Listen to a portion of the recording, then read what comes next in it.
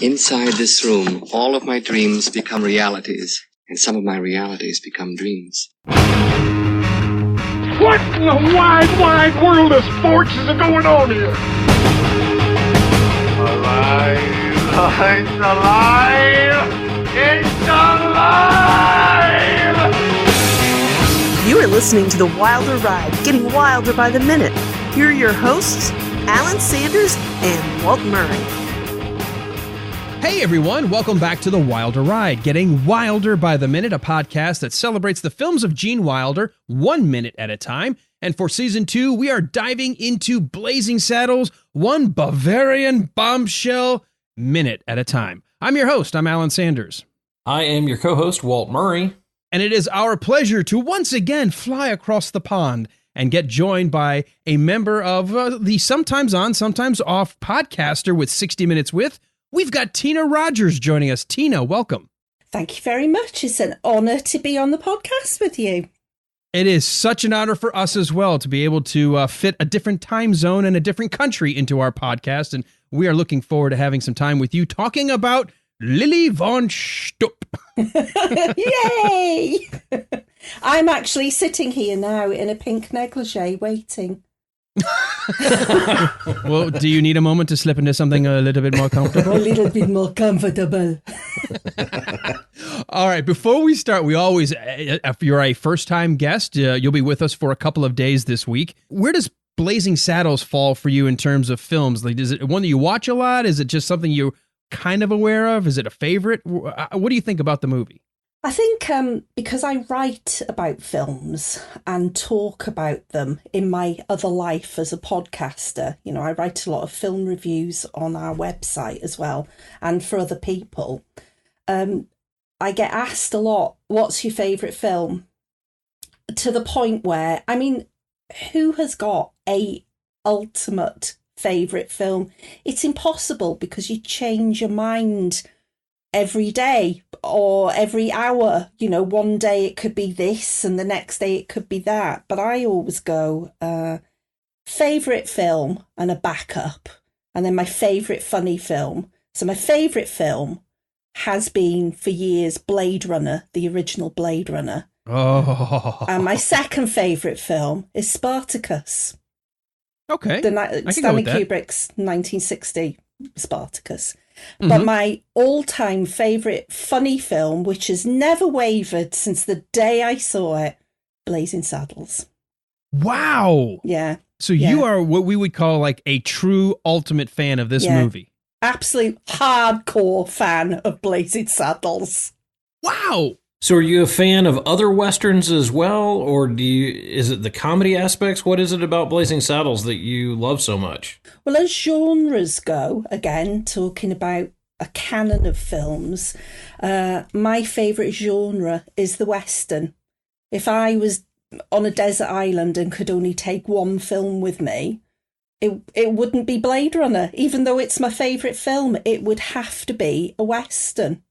And one day it'd be The Searchers, and the next day it'd be For a Few Dollars More.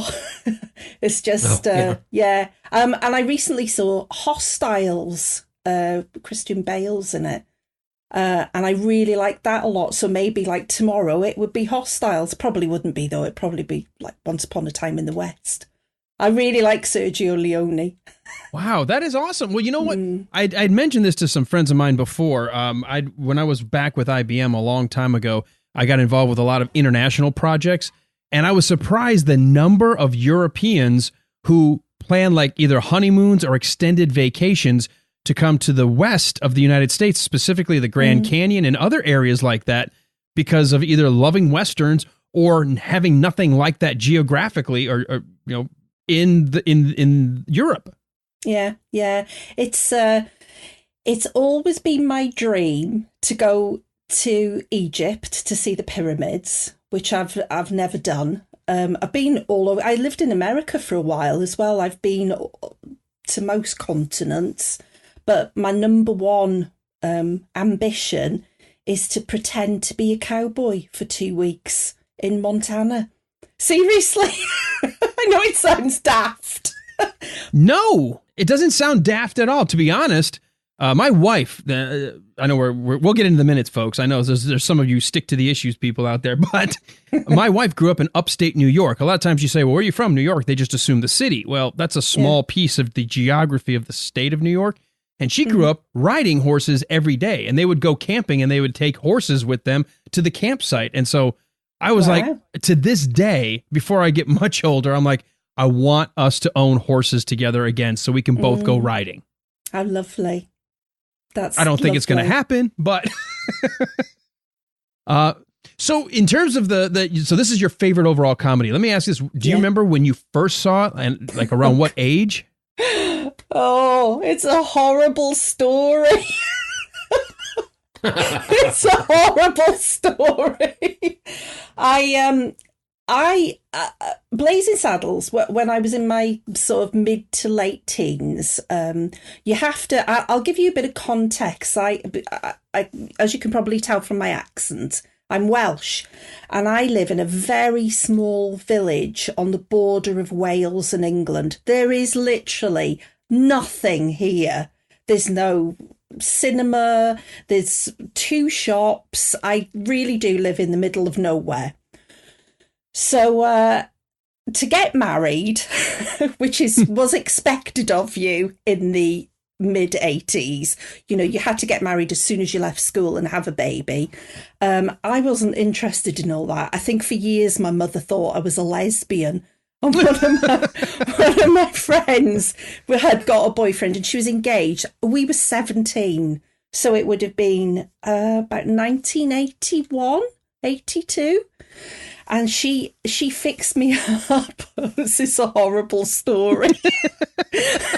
On a blind date. And I'd had a couple of boyfriends, but I wasn't really asked about going out with anybody. But anyway, so I couldn't drive. It's different in America. You can all drive by the time you're 17. Over here, you drive a tractor if you're lucky, and that's it.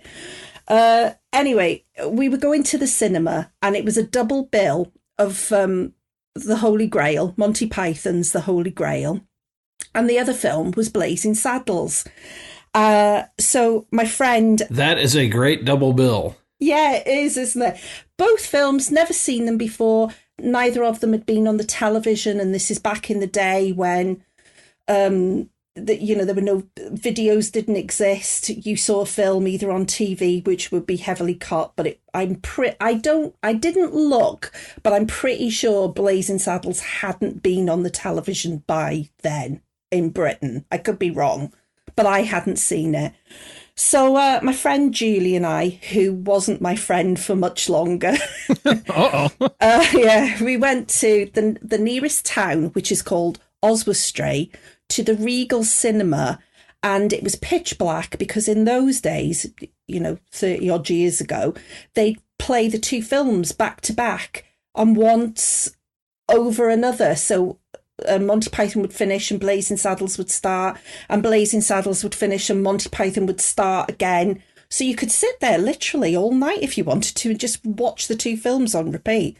So she was looking out in a sea of smoke, because you could still smoke in the cinema then. Hundreds of people were in the cinema, and she spotted a boyfriend, and we went and sat by them. And as I sat down in my seat and looked up, the fart scene started. And I'd never seen anything like it. I was just like, I can remember really, really laughing. I hadn't seen my blind date, whose name I can't remember, but as I turned round to look at him, I noticed he had a big lump in the middle of his forehead. Oh, not even, when you see something and you really shouldn't say anything. And I just looked at him, I said something along the lines of, oh, hello. And I should have said, I'm Tina, but instead I just sort of went, lump. Lump? Big lump? And I couldn't stop looking at the lump. So I looked at the lump more than the screen. Oh my God. It's like that scene from Austin Powers. Moly. Yeah, yeah. Yeah. So after that horrible experience, when Blazing Saddles came out on DVD, I bought it and I just absolutely pissed my pants laughing. I swore then. Sorry, I've got to remember not to swear. Oh, no, you can. This is a podcast. Yeah. Yeah, but it's just, I mean, even watching it the last couple of days, I know I could just act it all out. I know all the dialogue. And it's just so funny and so relevant. It's never stopped being relevant, has it? Which is really unusual for a film that was made so long ago. I'm glad you brought that up. That's usually one of the next questions before we dive into the minute when we have a first-time guest is a lot of folks that have told us as we've gone through these minutes, they remember seeing it when they were a lot younger, and then it was as they got older and repeated watchings, they started to pick up on some of the other layers, sometimes other layers of comedy, but more importantly, some of the underlying messages that Mel Brooks was trying to convey. So do you remember when that started to really set hold and realize that this movie was literally making fun of racism? Immediately. I mean, people who get offended by this film or take umbrage at it, are they brainless? Are they? They've got to be. Yes. Yeah. The answer would be yes. Yeah. How can you feel that it's racist? It's probably one of the most anti-racism of pieces of work ever made.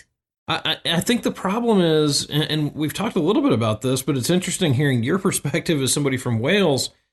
In the United States, everybody is so hypersensitive right now that even just the use of the N-word, for example, just sets them off like fireworks. And it prevents them from being able to think through the issues and to think through what the message of this movie is. Yeah, yeah. It's exactly the same in Britain as well, that people get offended over the most, just amazingly stupid things. Don't get me started on it. I'll start because I've got a soapbox here. You should have your own podcast sometime and talk about that. I should. I think somebody probably try and strangle me if I did. Yeah. I believe I've listened to some old episodes where things like that did pop up, and I could tell, I'm like, that drives you nuts. Yeah. It's everybody's so the younger generations are so entitled, and instead of just stopping for a second and actually thinking about it, they just dive straight in and get offended. And I think, in 20 years, they're going to realise what colossal arseholes they all are. Well, you hope so. Yes, we hope so. Yeah. All right. Well, before we dive into the minute, one of the things I did want to finish up in the kind of this opening intro, when we approached you, you were interested in some minutes with Lily von Shtupp. Is she a favorite character of yours? Yes. She's so wonderful and so beautiful and so disinterested and so tired of men, isn't she? That it just her character, when I was younger, I would watch it and just think, oh, she's funny. Then as I sort of watched more films, I thought, oh, I know what they're trying to do here with Marlene Dietrich. But now I'm 54, I think, yes, Lily, I totally get what you're talking about, I might sing for you later.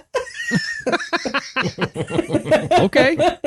I'm up. I'll try anything once. I know, I read that on a toilet wall the other day.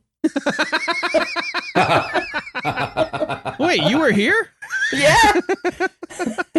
Alan, he'll try anything twice.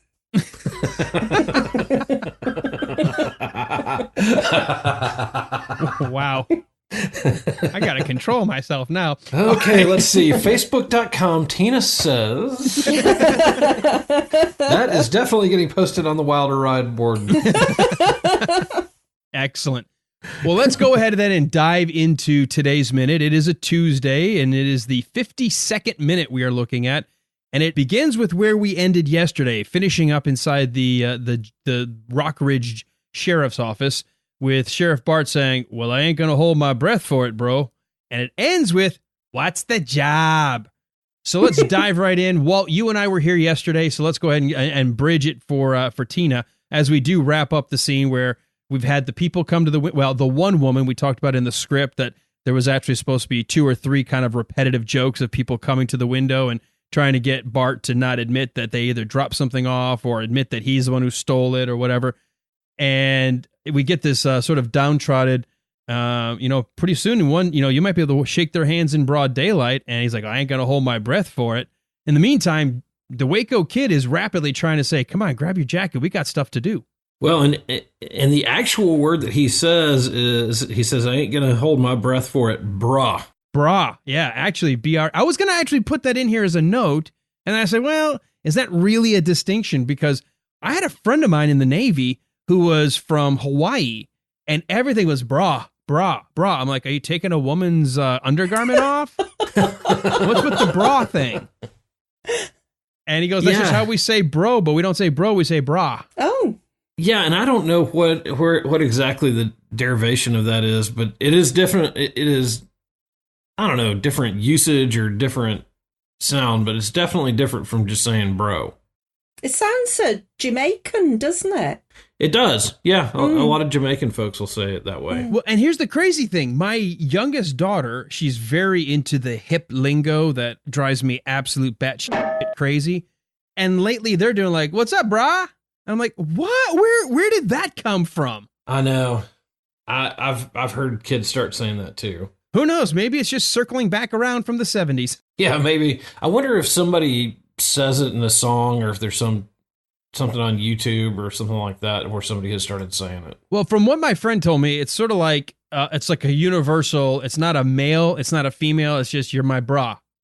It can work for everybody. So maybe that's it. Maybe that's just the whole, it's a universal term instead of saying bro, which of course would be too much of a man term or a male. Let's just go brah. Oh. One thing it could be, if it is sort of Jamaican, patois, because they spend a lot of their time stoned in this film as well, don't they? So maybe that's got something to do with it. Oh my goodness. Well, certainly we watched that scene earlier between the Waco kid and Sheriff Bart exchanging a hand-rolled cigarette. Yeah. Were they talking that squeaky voice? Listen, bro. I don't want... I'm doing my best Mickey Mouse. Listen, Bart, I don't want you going out there today. All right, so the first time when he leans in and he goes... That Lily von Shtupp is opening tonight. When I was a kid, I thought he was trying to say shut up real fast, like her name is Lily von Shtupp. I had no idea as a kid what that term or word meant. Oh, Shtupp? Shtupp, yes. Yeah. You know what Shtupp means, right? Oh, yes. Well, I do now. I do now. Initially, it is obviously a word that's got a double meaning. It is supposed to mean to push or to poke, but it is often a double entendre for basically having sex. Yeah, I just didn't know that it was about poking. I just thought it was all about the shagging. Well, here's the funny thing. Remember when Facebook first came out and you could poke your friends? Yes. I would always get a giggle out of that. I know. I was like, "What is this?" And I'd get these pokes from, people.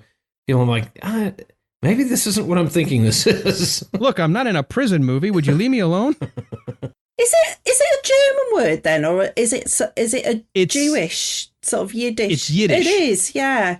It is a Yiddish term, sort of that mishmash of both Jewish and German.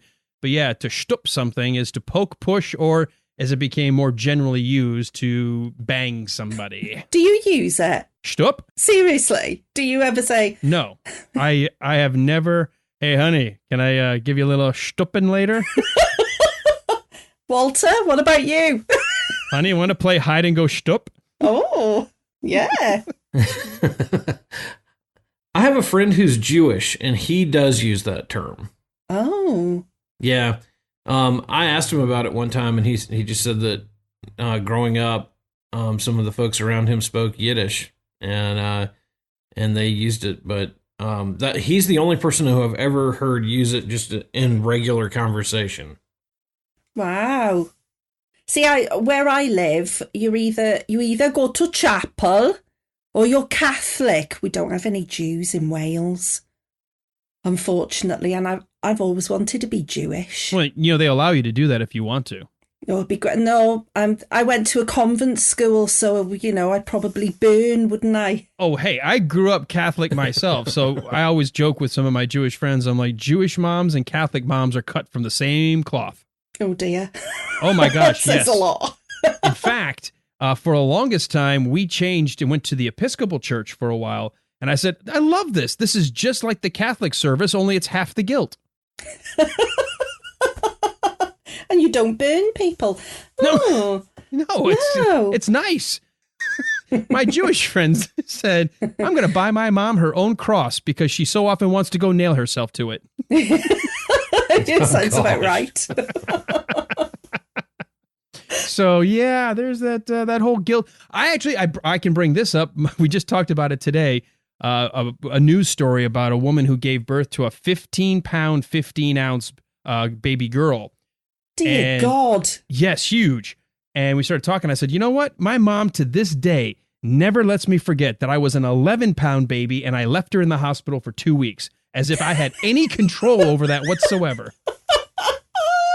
Like, how do you blame me? I'm coming up learning how to breathe. I had to get smacked by the doctor, whatever. They used the little forceps, smashed my face in, trying to yank me out. And you go, yeah, you left me in the hospital for 2 weeks. Okay, sorry. Have you got a really big head then? Is that the problem? Well, because your head was so big. No, at the time, no, I don't. Walt, I don't have a really big head. Do you? I mean, wait a minute. Not physically. Not physically. No, not physically. You asked me how important I think I am. God damn, that's huge. You let my ego get in there. My head's about the size of an orange propped up on a toothpick. I mean.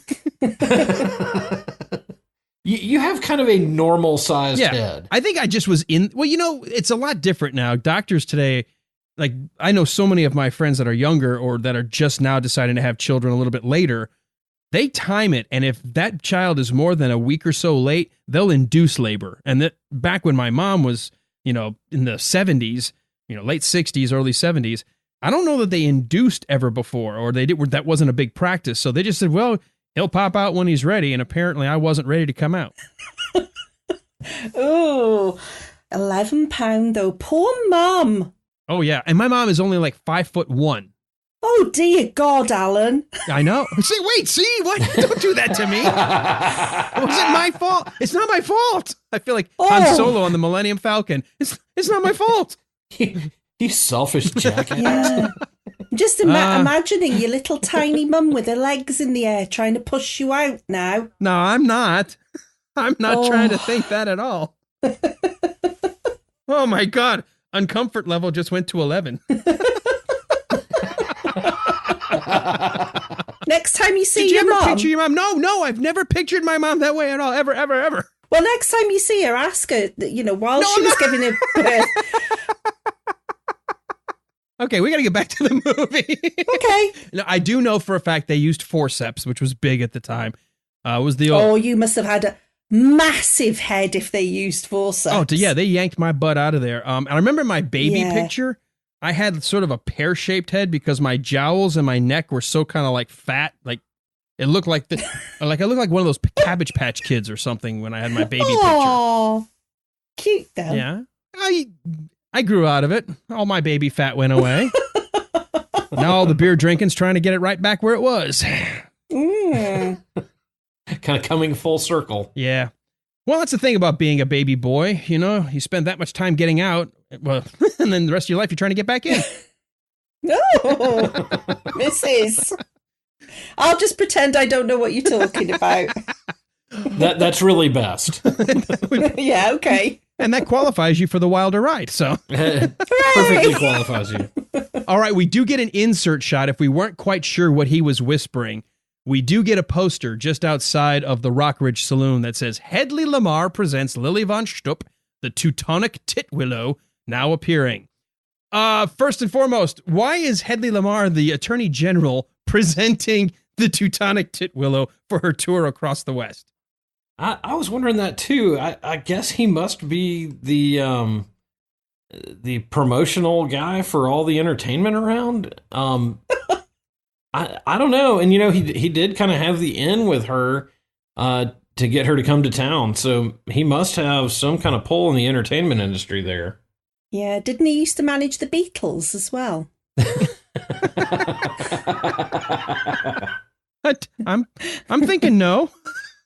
No, it's a bit before his time. To be absolutely honest, I didn't notice that on the poster.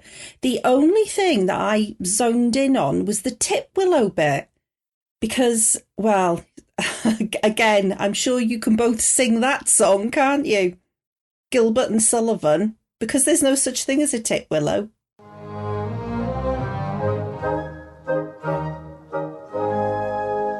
On a tree by a river, a little tomtit sang willow, titwillow, titwillow. And I said to him, Dickie, but why do you sit singing willow, titwillow, titwillow? Right. It's from the Mikado, right? Yeah. Which is was insanely popular about 200 years ago in Britain.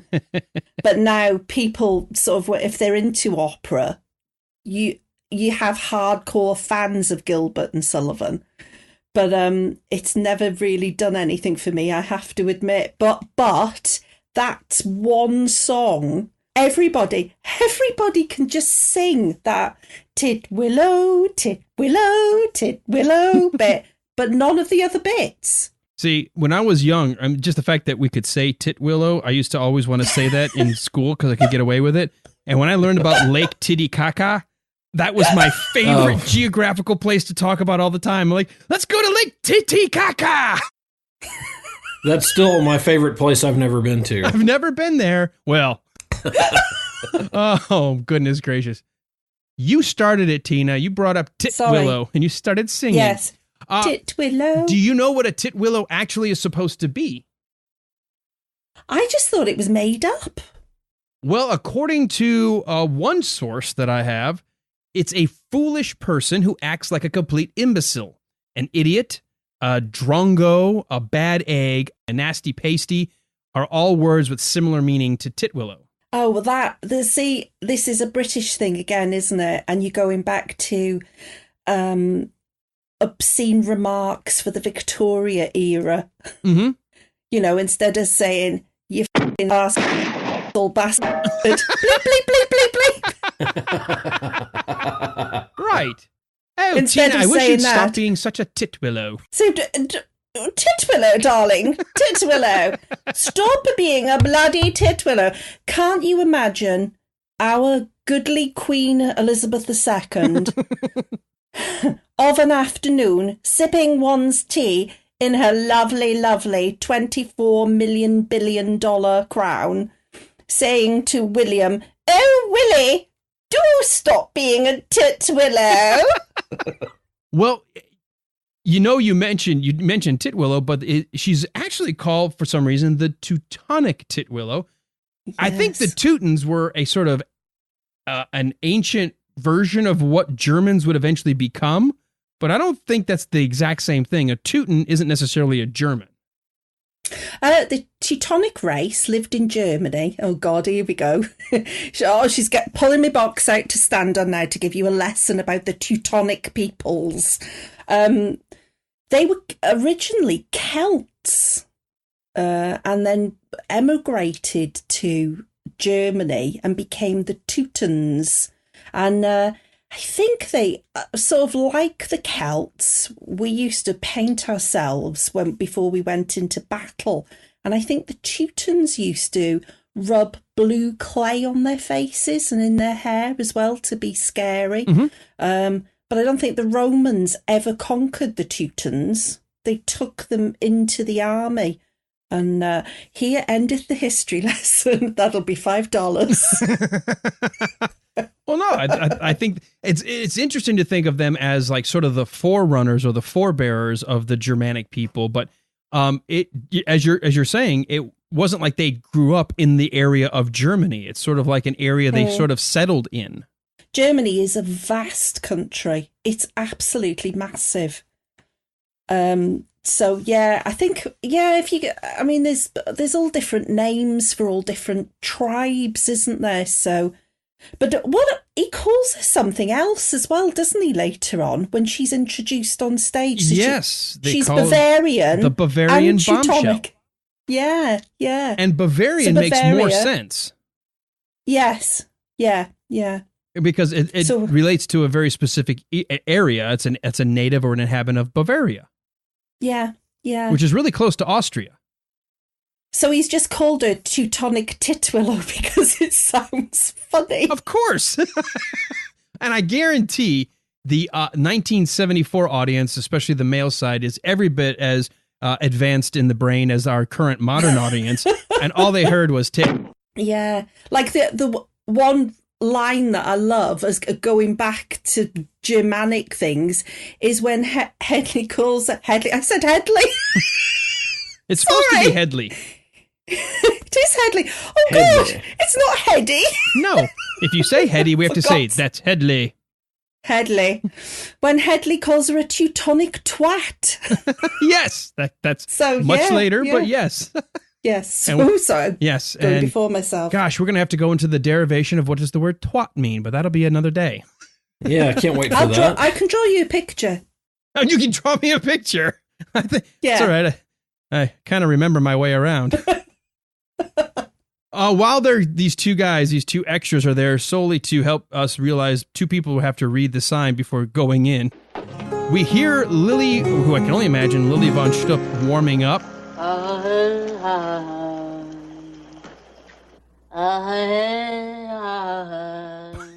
With her voice. And then we get a shot of her. I have to hit this one first. And I know you're a huge fan, Tina.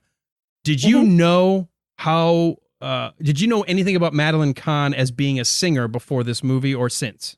Yeah, I knew that she was like a bit of a showgirl, wasn't she? And she was on Broadway as well.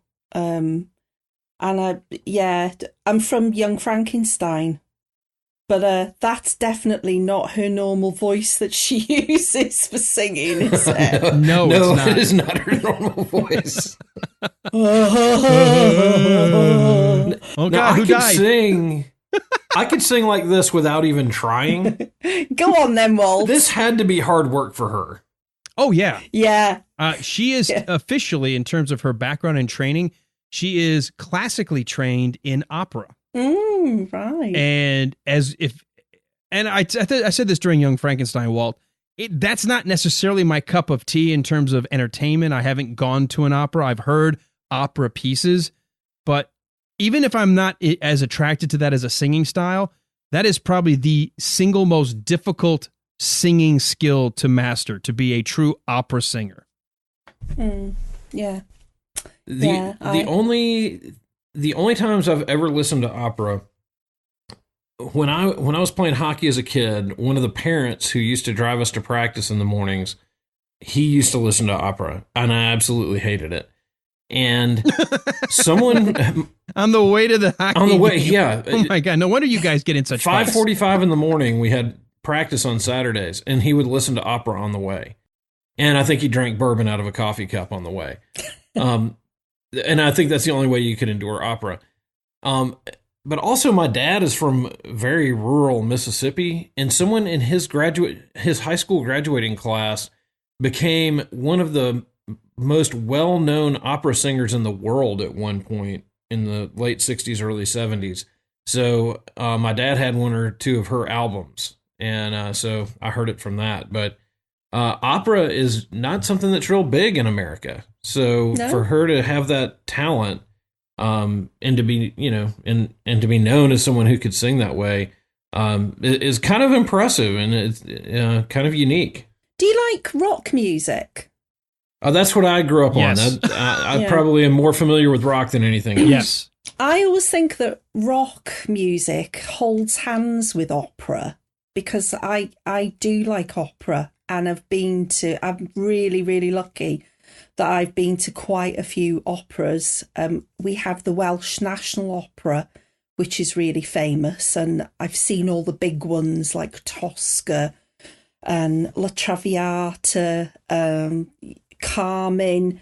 And I would urge you, if you have the opportunity to go and see one of the really big famous operas, go.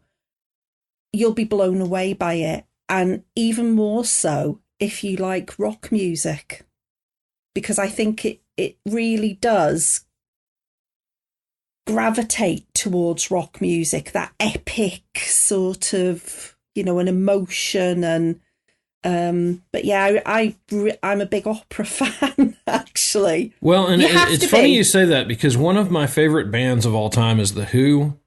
And Roger Daltrey's range as a singer is, well, particularly before, but maybe the last 10 years, his voice was kind of like that, kind of an operatic voice.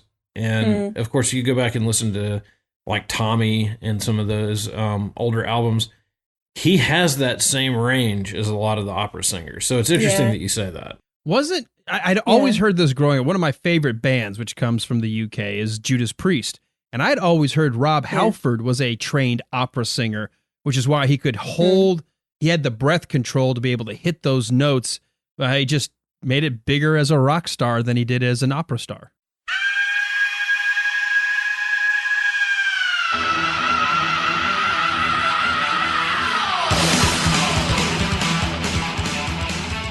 I don't know if he was ever trained he may have been, but when he first started with Judas Priest, sort of in the early 70s, his range on like songs like Victim of Changes, the range that he's got on that particular song is operatic. And even now because I saw him on tour a couple of years ago, and he can't quite hit those high notes, but his voice is incredible. And a lot of rock bands that I don't know if you may not have heard of a band called Manowar. Yeah. Yeah? Yes, I've heard of Manowar. So think about Manowar's, the songs that they used to sing. It's opera. It's just straight out opera. No, I think I prefer that style than of opera. Yeah. No, I think if you like rock, you can like opera. Also, the women normally sing with their bosoms out, so that's another plus for you, isn't it? Okay, as long as there's a visual treat, I'm there. And they're always big pieces as well. Something you can grab hold of. Like riding a bull in a rodeo. Come on! No. Yeah. Come on, girl. So, since we want to get back to this minute here, we hear her singing. I have to ask this because I've got a wife and I've got 4 daughters, but I don't usually watch a lot of the prep work. Does one normally powder legs already in stockings? And if so, can you explain to me why? Well,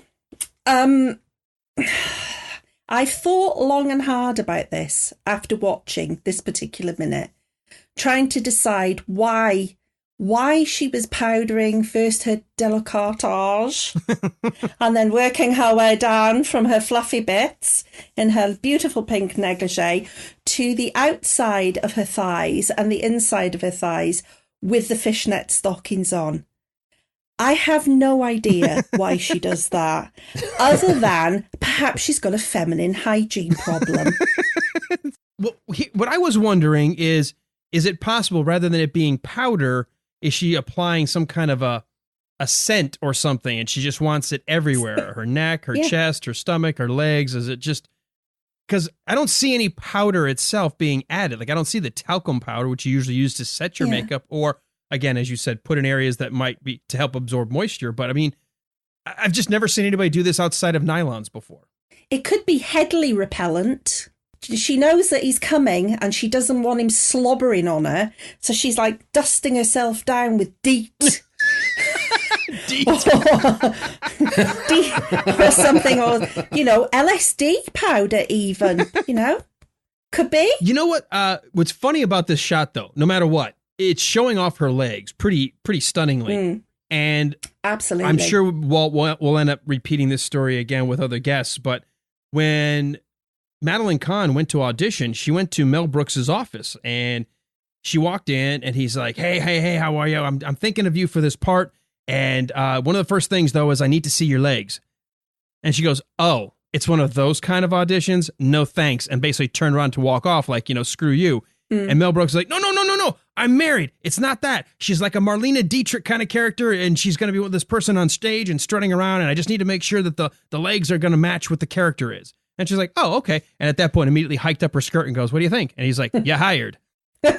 Yeah, she's got such a beautiful figure. She's just beautiful all over, though, isn't she? She's perfect. Yeah, she is. Yeah. She actually is. And you know what I like about her? And Walt, we talked about this during Young Frankenstein. She could have gone the way of opera. She could have gone the way of modeling, but she chose to be more of a comedic actress and not take herself so seriously. And she does some of the funniest things. She's not afraid to make goofy faces, goofy voices, to do goofy things. And that actually is really cool. Yeah. I think one of my favourite films that she's in, apart from Blazing Saddles and Young Frankenstein, is Paper Moon. Mm-hmm. That's the movie she did before the end. Yeah, she's just so... With Burton Gilliam. Yes. Yeah. And Jonathan Hillerman. And Ryan O'Neal. And well, the reason we bring up Burton Gilliam and Jonathan Hillerman is they're both, of course, in Blazing Saddles as well. Yeah.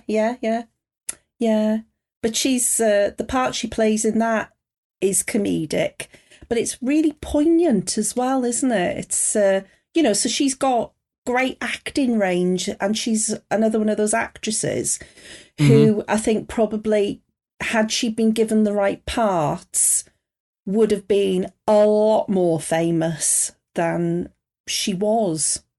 And sadly dying so young as well. Yeah. Right.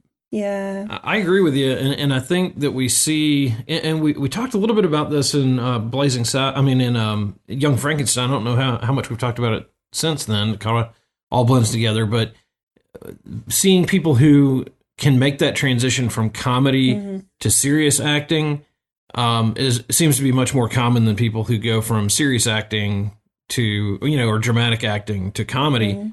I think she had the ability to do either one. Yeah. And you see that in her characters, both in Young Frankenstein and here. I just think she's an amazingly talented woman. And then being able to sing like she does, you kind of think there really was nothing she couldn't do from an entertainment standpoint. Yeah, I totally agree with you. She's wonderful. Because she is basically in this, for the next couple of minutes that we're about to talk about, she turns herself more or less into an American Marlene Dietrich. That's exactly what she's supposed to kind of be. Yeah. Before we get to this opening when Hedley comes in and she does her multiple come on ins. Willkomen, bienvenue, welcome, come on in. There's supposed to be another character here. We were supposed to have sort of I don't want to say a hand because we're going to see what is ironic about it, but sort of not a stagehand, but sort of a personal servant. And his name was supposed to be Leopold. As Lamar comes in, Leopold comes in because she calls him from off screen, says, Leopold, would you put these in the water? We hear the dressing room door open. A man looks strikingly like Erich von Stroheim in Grand Illusion. He is a bald-headed and wears a very strange high neck brace. He's dressed in a World War I German officer's tunic. He approaches the table, lowers his wooden arm that he has to mechanically put in place, places flowers in the hand, snaps the wooden arm back into place, thereby destroying the flowers, then makes a sharp right face and exits. Walt, does Leopold remind you of anybody? Oh, no, I've never heard of another character like that in any other Mel Brooks movies that we reviewed in season 1. Doesn't he? If I had to just maybe draw the closest parallel possible, would you maybe, if you could really kind of squint your eyes, could that be a precursor to Inspector Kemp? It may have been. It may have been exactly Inspector Kemp. I think this is amazing. That's why I love getting the scripts. He conceived of this sort of German talking, very crisp, with a wooden arm that he had to position himself. He conceived of it for this movie, and they ended up not using it at all, but turned right around, and then the following movie they worked on, as we know, is Young Frankenstein, and suddenly Inspector Kemp shows up there instead. Yeah. Isn't that wild? Mel Brooks has got a real thing about Nazis, hasn't he? Oh, he loves to make fun of them. Absolutely. Absolutely, yeah. Even from the... Yeah, but I've never really seen anyone take the piss out of Nazis from the First World War and before, and he does it. Like Inspector Kemp is like the Prussian War version of a Nazi. It's really clever. Really, really clever. I love Mel Brooks. He's great at it, and he does have a German fetish, but only in a way to either mock them or to bring, to get humor out of making fun of them.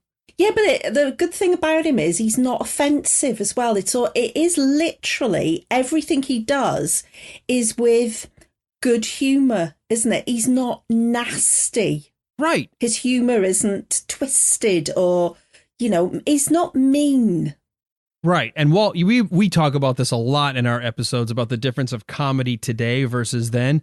This is like, there's some obviously visual gags and then there's some base humor, but there's a lot of smart humor and a lot of jokes that take time to build and set up. Yeah. Yeah. I think that is one of the big things about Mel Brooks that I've always appreciated, and I've appreciated even more in these last 2 seasons, is how smart his comedy is. And I think you have to have a lot of cultural references in order to catch all of his humor. And I don't even know that there's any way you can catch all of his humor without doing a little bit of a deep dive, because there are so many things in culture and history and entertainment that he references that it's almost like you have to play catch all the time to get all of it. But as we've talked about with early Mel Brooks versus later, what I like is he may have a lot of those allusions, but they're more historically set. They're not so contemporary that the jokes wear out fast. Oh, I agree with that. Mm-hmm. Like there's not a Nixon reference in Blazing Saddles, there's not anything about like a Detroit race riot or something that is so steeped in that decade that it's funny for that decade. But then as 20 years, 30 years go by, people go, what's he referencing? But when there are bigger ideas like this, or when it's got a little bit more cultural reference that would be just known, I think that's what makes the movies last longer. Yeah, absolutely. I mean, I think the only reference that I can think of that's timely is a Laurel and Hardy handshake, because I've been with people, my son in particular, because we watched it together years ago, and I laughed. You laugh, don't you? Like to extend a Laurel and Hardy handshake. And Wesley didn't get it. And I said, Laurel and Hardy. He said Laurel, and Wes was like, Laurel and Hardy? Laurel and Hardy? Right. The funny thing is, even though that one is something where now that we're in the 21st century and though that comedic act is so old, we don't necessarily, maybe a younger audience won't get it. It's still a funny line in the sense he's actually literally extending a laurel wreath. And it's just the way it's done. It still works, even if you don't get the reference. Yeah, absolutely. Like Walt, way back, we had the Gillespie killings. I still to this day don't know why that's supposed to be funny, but it always works when he says it. Well, it does, and I guess the closest that we can come to it is what BK and Commander Clark were saying, is that it referenced a TV show or a series of movies. Right. About... No, I know. We talked about it extensively. We now know what it means, but it works because it's just funny. Like out of nowhere, he goes, "Oh yeah, the Dr. Gillespie killings." It's like, killings? Is he the killer? Did he who died? It's funny because you got this guy in a wheelchair just sitting there with no expression on his face. Yeah. And it just, to me, the funny part of that has always been that they're going to hang a guy in a wheelchair. And I never had any idea what the Gillespie killings was referencing. We've got so much we've got to cover in the next couple of days, and I feel like we could just do it all at once, but we're getting close to the end of the minute. I do need to ask, though, from our guest, Tina. Hedley walks in with a bouquet of flowers. It is such an unexpected thing for a woman, especially back then, but any woman receiving flowers from a gentleman caller to take a look at and go, how ordinary. And just chucks them over her shoulder. That's not... unlikely at all. When we've been used and abused and our vaginas smell of fish from having so many gentlemen call us. Yes, you can't bleep that because I use the medical term for it. She works for Hedley, and Hedley just wants to shag her, doesn't he? And she's just not interested. She just wants the money. So of course those flowers are ordinary. Well, the first time we see it, though, we don't know any of that back history, certainly on rewatching. The first time, and that's why I think it's still as funny to me, it's the least expected thing. And by the way, I can't help, Walt, but bring in how funny it was when Luke Skywalker did that in The Last Jedi when she hands him the lightsaber. He just has that same, you don't expect it. It's the least expected thing you would expect it to have happen. And he's just tossing it over his shoulder. Well, particularly when we've waited 2 years from the last time we saw those two together, and Luke standing there's this intense moment. And then when we come back to it 2 years later, we're kind of thinking, okay, is he going to just go run and join the battle or whatever? And he just tosses it over his shoulder. So it kind of kills all that tension that's built for 2 years for all the fans. What's Star Wars? Oh, stop. We're going to have to replace you right away if you don't know what Star Wars is. That's it. It hasn't come to Wales yet, Star Wars. Oh, no, it'll be there soon. All right, listen, Babs. I don't want to be a pie. I don't like gravy.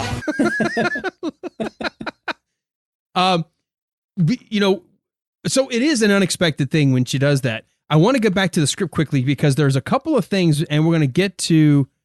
Actually, you know what? I take that back. We will get to it tomorrow because there's a whole line. And Tina, I know you already started to kind of inference that he must want her or there's something about her. There's a whole lot of dialogue that's actually going to be taken out tomorrow when we talk about their ongoing conversation. So the last thing that I want to ask before I think we wrap up this minute, why do you think she wants to say all the ways of welcome or come on in? She says, Willkomen, bienvenue, welcome, come on in. Because she's posh. And posh ladies like to pretend they can speak lots and lots of languages. She's basically a Mata Hari figure, isn't she? She sleeps with men for money. So in her head, she wants to appear to be not a prostitute. Well, that's an interesting point about, I hadn't heard of, posh or people pretending to be posh. Yes, but you're American. Pretending they knew multiple languages. And you're a man as well. Well, that's true. You're a man. That's true, too. Yes, last I checked. No, us girls, we like to pretend that we can speak French. Seriously. Really? Yeah. It's like... But does that make you come across as sounding like you're either more educated or more upper crust? I don't know. I think it's very much a 1970s thing. They're over here that women would wear long dresses and have dinner parties and serve French food and put the odd French phrase into the conversation, even though they were from Bolton and couldn't and talk like that. All right, love. What are we going to have for... Yeah, it's hot pot for dinner. Oh, oulava, le hot pot with the lamb. But they don't know what lamb is in French. Yeah, I think she's just I don't know how to bleep half the stuff you want to say. Sorry, Alan. I think she literally is sitting there, and she knows it's Hedley at the door, and she's just like, I can't be fucking arsed. Come in. Now, there was another way. Maybe, okay, so this is the way I always looked at it. Yeah. Is she has so many gentleman callers, she's not sure. Is it going to be the German one, the French one, the American one? So she just says it all. And it's funny the way it rings. Could be, but remember where she is. So would she be expecting any particular, German, French, Swedish man to come to Rock Ridge to smell her?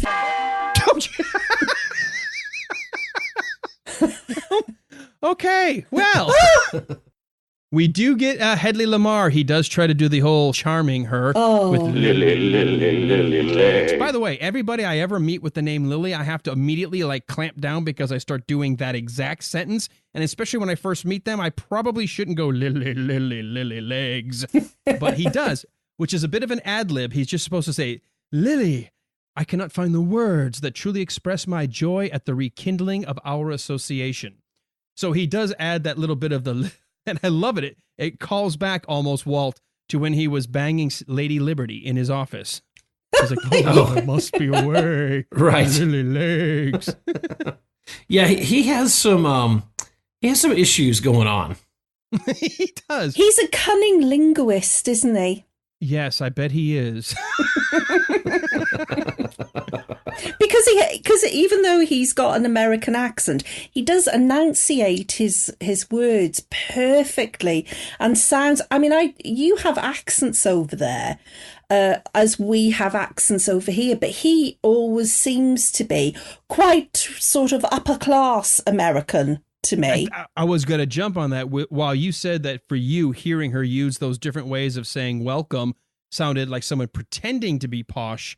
I get the idea that, once again, Hedley Lamar, I don't know if he's pretending or not, but he's always on with that sort of, I'm this erudite, well-educated, sophisticated upper crust myself. And it's not an English accent, but it's almost so formal. You start going, well, what accent is it? Because it almost sounds like he's trying to sound like the Queen's English formal, really proper, but it's not. It's an American accent. So he comes across that way as trying to at least present a very well-to-do individual. Yeah. And the way he dresses and everything he just exudes glamour, I think, actually, and sort of the higher class, educated person. What I think is funny, remember I just said it was, for me, it was so, it was unexpected for her to toss flowers over her shoulder. This first line she has as we wrap up this minute was equally unexpected the very first time I see it. Because here comes this guy who's just drooling over her legs, and he's using these really fancy, I cannot express the words to truly express my joy at Arthur, and she's like, bullshit. What's a job? Yay! I love it. It's so unexpected. And she's like, I can see through your crap. Would you just get right to it? And just before you finish, when I watched this on DVD, by accident, I listened to it with Mel Brooks's commentary on and thought I'd switched it off, and I hadn't. I'd switched the audio to German. So I urge everyone to watch that particular scene with the audio turned onto German. It's hilarious. Yeah, really. Really, when she says "Beschatze," because the actress that they've got who was dubbed Madeleine has a voice like this. Oh no, like Helga. Oh my God. Yeah. Speaking of opera singers. Oh. All right. Well, we're going to have more of this conversation going on tomorrow. Oh my gosh, I can't believe I'm about to say this. We get Tina coming back for Hump Day halfway through the week, halfway through these minutes. Walt, do you have anything else in your notes? Come on, Walter. No, I think we have. I think we've covered everything. Yeah, I think so too. I am so covered. I need a shower. So we've covered and uncovered everything. Yes, we have gotten through it all. Well, we do in fact get to keep Tina tomorrow. And coming up on tomorrow's episode, before I do that, let's do this very quickly. Tina, I know you're on a podcast of sorts, and you do do a lot of writing and movie reviews. Can you give us an idea where the audience that's listening today could find or hear more of you? Well, the podcast is called 60 Minutes With. So it's at 60 Minutes With, all one word, and 60 is numerical. And the website is www.60 60 minutes with I Can Hear You Laughing, You Naughty Boy .co.uk. Thank you, Tina. I appreciate someone else saying www. www. dot 60 minutes with .co.uk. Yeah! Holy shit. Man, she pretty much nailed She me. does it better than Ben ever thought he could do that. Ben can do an accent to save his cochlea, which is a part of your ear, not your penis. And that's also medical, which means you can't bleep me. Oh, I will bleep the shit out of you. I could do with a good bleeping, Alan. God knows I could do with a really good hard bleeping. Are you speechless? Hello? Somebody give him CPR! I can't breathe. Hold on. Walt. It's not that big. Dear God, Walt, where can people learn more about us? Well, if we're allowed to continue, you can find us at... We'd be the only podcast that gets banned from the podcast world. Everybody else, no problem. Well, we've been close a Get 'em couple off. times anyway, so... But you can find us at facebook.com/The Wilder Ride and join our listeners group from there. There you can meet Tina and get her to explain all the beeps that were in this episode. Yes. and join the fun there. There's a lot of great discussion going on and a lot of great stuff being posted about the movie. So feel free to join us there. I can't even believe I'm getting ready to set the stage with this opening phrase for tomorrow, knowing we're getting Tina back. But we are going to start minute number 53 with, I love it when you talk dirty. And we're going to end with, let's hear it for Lily von... But he won't get it all out. We're going to have to battle through that tomorrow. But to get to all of what happens in between, you've got to come back tomorrow for this, The Wilder Ride. Oh, Tina. Sorry, was I too rude? Oh, it's all good. Sorry. Oh, God.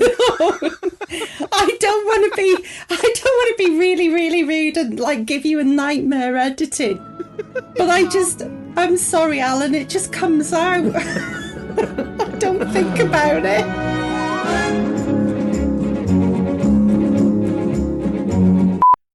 But yeah, no, I have had, I tell stories about my Catholic mom and some of the, oh my God. I told her one day, I said, I shouldn't say this on the podcast. She might listen. No, BK's not on. Your mom's not. That's true. Well, let me do it a different way.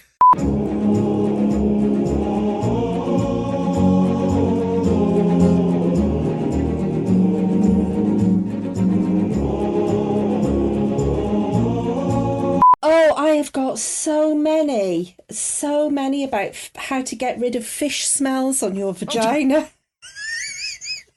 Why? Why? Well, You're going to love your editing session. Oh, dear Lord, I just went from a 2-hour edit to 4. Thanks, Teen. You're very welcome. Welcome. Come on in. Wait a minute, I'm all the way over here.